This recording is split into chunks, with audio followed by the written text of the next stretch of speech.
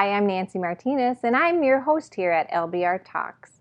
And during this holiday break, we want to take a look back at 2020 and then go ahead and look forward on 2021 and what we have in store for you.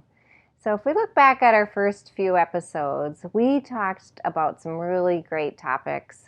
We talked about building trust with your employees, how important it is to show your vulnerability with your employees and your team members, the act of active listening, and how to give effective feedback.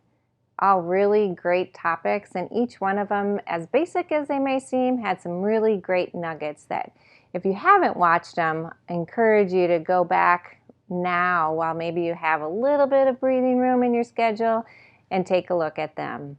You can watch them on our YouTube channel. We have a playlist entitled LBR Talks, so it's really easy to find, and you can also find them on our website.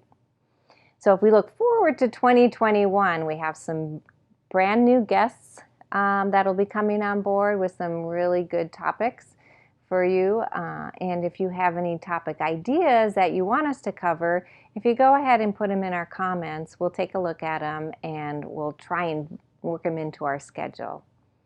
So until next time, everybody here at Limbush Roses at LBR Talks want to wish you a very happy and prosperous new year.